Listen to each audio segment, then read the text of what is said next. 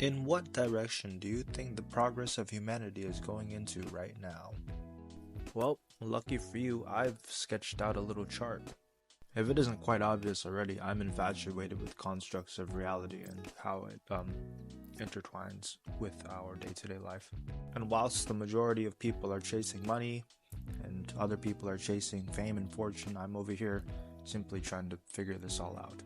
So there's this chart you can find on Wikipedia with power listings for superheroes and the superpowers. One thing I've noticed about this chart is that it's very prominently synchronized with our aspects of life and reality, such as the polarity between science and religion and philosophy and magic. You've got active reality and then you have passive reality.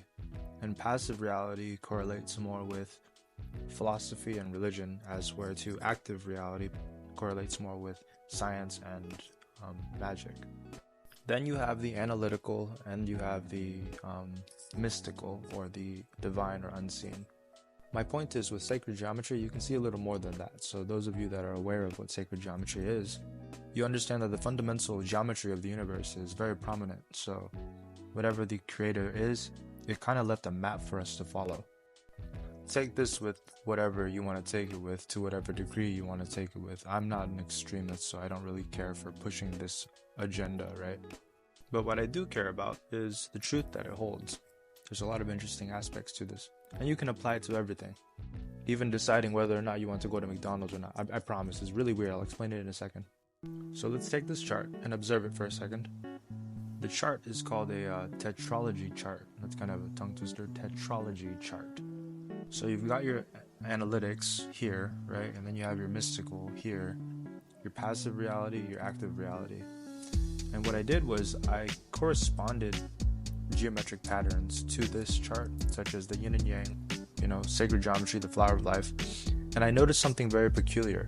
You'll notice the polarities of these points, and you'll notice how they react to one another throughout society.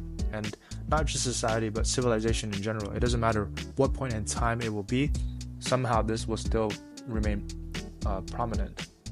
Now, if I may point out, in this sector right here between the passive and philosophy, you'll notice how the waves push from religion upwards into philosophy. I don't know why, but I find such great value in this kind of construct. It's as if it's trying to tell you the reaction of society and how we can maneuver and understand how everything connects in a way. Right, so you look between religion and philosophy and you see how the waves curve upwards. The center of religion is what religion is virtually surrounded by.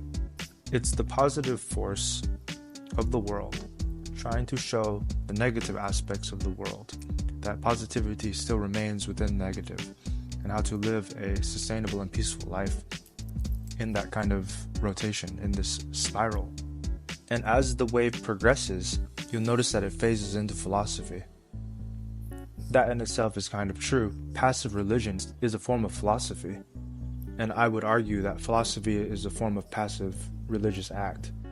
But let's bridge this over to science, and notice how science is the positive force, the active positive force of society itself, trying to find cures and answers to the chaos and dogma that resides in that little smaller aspect.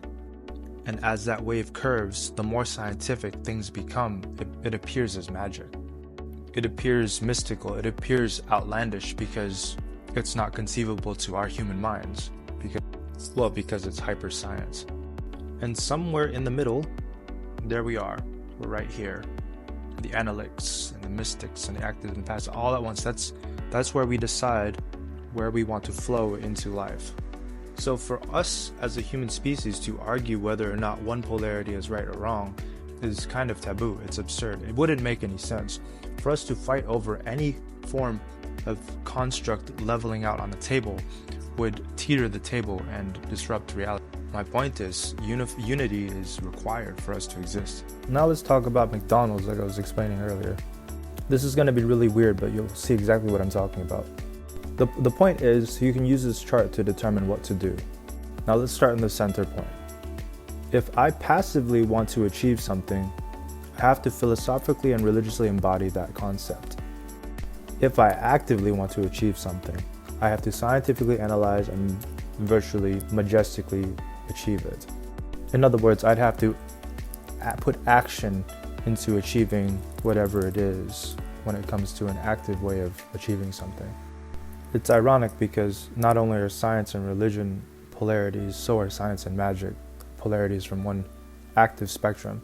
From the active spectrum, science and magic are polarities. From the passive spectrum, philosophy and religion are polarities. And from the analytical and mystical spectrum, you see how that works, right? Active and passive, right? So the analytical active polarity of science would be the passive mystical religious point of view of it. And the analytical passive polarity of philosophy would be the mystical active mystical field of magic, or the realm of magic. But this information isn't for, the beginner student. This stuff is for very intermediate or high level people who understand sacred geometry and how it connects. We're gonna dive more into the flower of life in a second. That gets even more interesting. If you notice how each and every center of the circles that create the flower of life reach a certain point, you'll notice how one is perfectly aligned with science and religion, because those two pillars are, if not anything, the most prominent polarities that pull and push society and reality in and of itself. You can technically twist the yin and yang and make philosophy and magic the two polarities, but again, that is a totally different world, and it's usually quite hidden.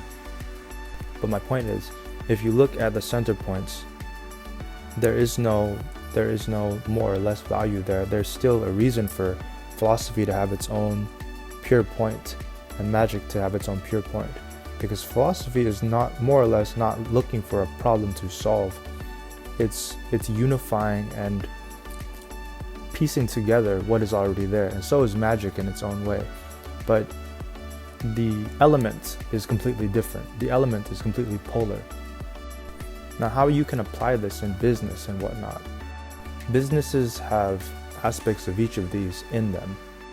They have the unseen, they have the philosophy, they have the religious practice of the business, and then they have the science behind the business. And if a business does not consist of these four pillars or any form of structured group, it doesn't last very long. Think of it as a table. If this were a flat top table and you have a very heavy orb in the middle, and your attention to each corner of the table is teetering the table in a way, it's going to cause the table to tip, and that's not preferable, right? So you got to really understand the unification of these concepts. It requires one another to exist. It's not a necessary thing to have a predominantly scientific society, because if a scientific society were to exist, that would be the end of it. We would all move to science and believe only in science, and then you have the lack of philosophy, the lack of magic, the lack of religion, and you have three pillars that hold fundamental morals that are all connected to create a balanced society. And that's what you're kind of seeing right now in life. Like, people are moving more towards certain angles and fighting towards those certain angles, and it's not a bad thing per se. It's more so shocking. Just as you can't have a completely magical society, like if you were to have a complete and utterly magical society, we would all be mad. There would be no analytical aspect of life. Like, everybody would be aloof. People would get away with a lot of nonsense. And even if people were predominantly philosophical in society, there would be no balance to that as well. There would be no magic in it. So, right, that's my little 2 cents on the matter.